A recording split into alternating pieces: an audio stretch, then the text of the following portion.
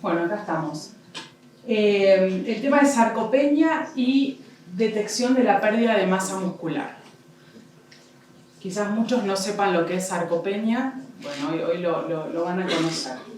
Bien, ¿por qué es importante hablar de músculo, no? Hay como ahora toda una... En la actualidad se habla mucho, quiero incrementar masa muscular, a mí me pasa mucho con los pacientes en el consultorio, y la verdad que está buenísimo que la ciencia haya estudiado tanto el músculo y hoy podamos estar hablando de todos estos temas tan importantes. Bien, sabemos que el músculo tiene funciones tanto estructurales como metabólicas. Estructurales, yo siempre les digo a los pacientes, si no tenemos músculo, no podemos caminar, no nos podemos mover, no podemos hacer las actividades de la vida diaria, ¿no? Y bueno, y después también tenemos las funciones metabólicas, en lo que es la síntesis proteica, en lo que es la captación y el almacenamiento de la glucosa, ¿sí? Entonces, por esto mismo es tan importante nuestra masa muscular. Bien, ¿por qué ocurre la pérdida de masa muscular? Bueno, hay distintas causas, pero las más importantes son la inactividad física y la disminución de la ingesta. O sea, cuando comemos menos, bajamos de peso seguramente, pero también muchas veces bajamos nuestra masa muscular. Entonces, cuando la pérdida de masa muscular es muy importante, se produce la sarcopenia. La sarcopenia es una enfermedad del músculo. En general se suele dar en pacientes a mayor edad, más probabilidad de tener sarcopenia, ¿sí? Y con la inmovilidad también. Y la caquexia se produce también cuando hay, o sea, una pérdida de masa muscular, pero que proviene de otra enfermedad. Por ejemplo, de HIV, de alguna enfermedad respiratoria, ¿sí?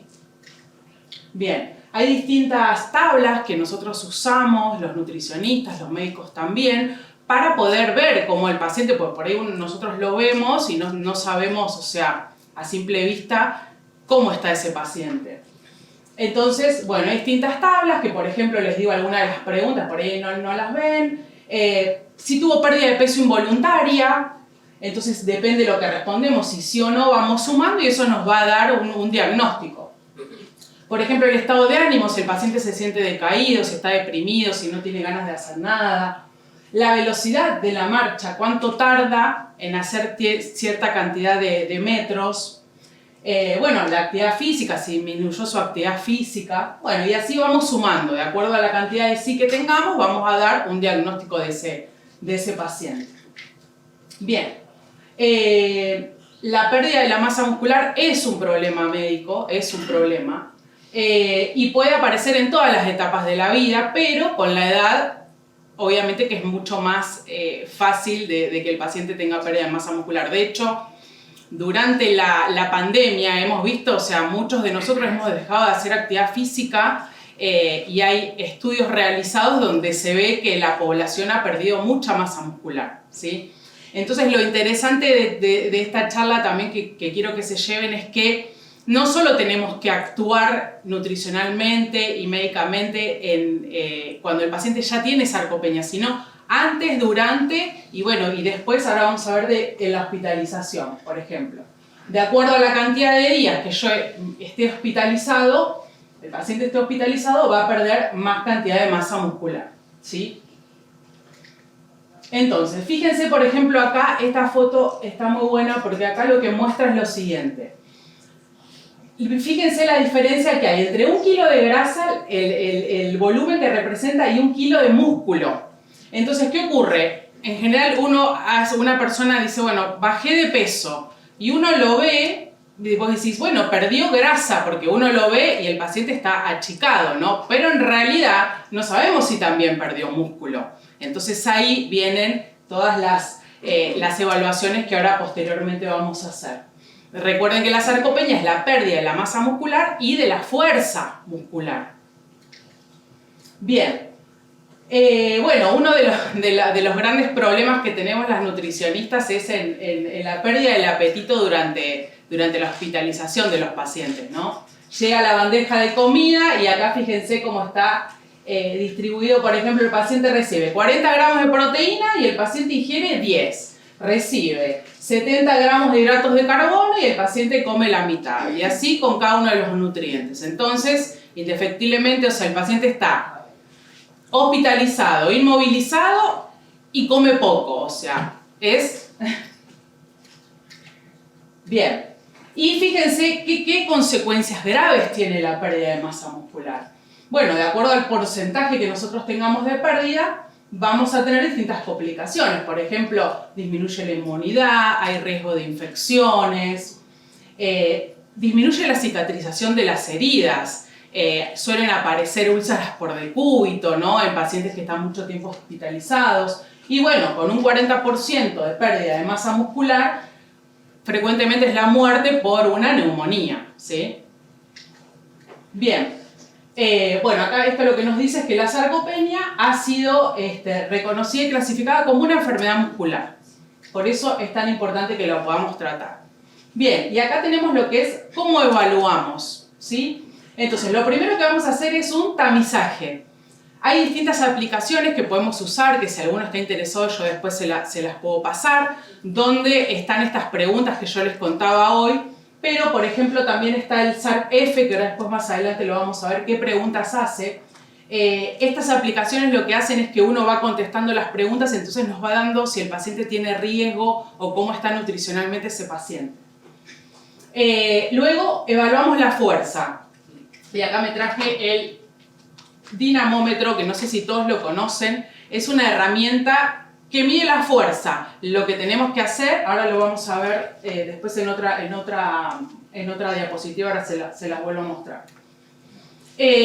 Luego la confirmación, que eso se hace mediante estudios, y bueno, después vemos si tiene sarcopenia. Bueno, ven, acá está una de las tablas que yo les decía. Entonces, por ejemplo, fíjense, o sea, que son cosas simples, que las hacemos diariamente. Qué difícil le resulta levantar un peso de 4,5 kilos. Una bolsa con, no sé, las cosas del súper. ¿Cuánto le cuesta a esa persona trasladar esa bolsa? La asistencia para caminar, si le cuesta la caminata. Para levantarse de la silla. Bueno, ese es un test que está bueno. Le cuesta levantarse de la silla. Algo difícil, nada difícil. Bueno, ahí vamos colocando los puntajes. Subir escaleras. ¿Cuánto le cuesta al paciente subir 10 escaleras? Y las caídas, ¿cuántas veces en el mes ha sufrido o en el año caídas? Bien, entonces vamos sumando los puntajes y eso nos va a dar un número y eso nos va a dar un diagnóstico. Bueno, acá está lo que les decía el dinamómetro. El paciente se encuentra sentado, vamos a usar el brazo que es hábil del paciente. Si es derecho, el derecho, el izquierdo, el izquierdo. Y esto nos va a permitir evaluar la fuerza que tiene. Entonces ahí, si el paciente tiene poca fuerza, está adelgazado, bueno, lo más probable es que esté con sarcopenia. Y ahí vamos a poder nosotros...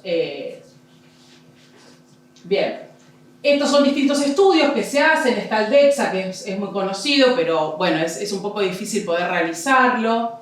Después tenemos la antropometría, que muchos la deben conocer, con el plicómetro, que mide, digamos, todo lo que es la masa general del cuerpo.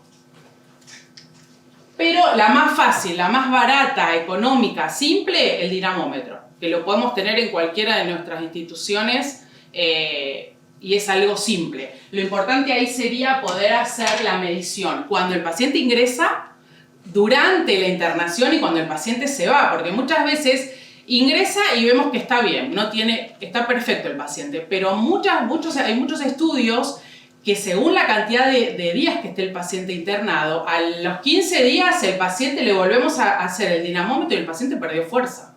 O sea, es así de rápido la pérdida de masa muscular. Bueno, y lo que esperamos es que con estos métodos de evaluación rápida podamos realizar la detección rápida de la sarcopenia.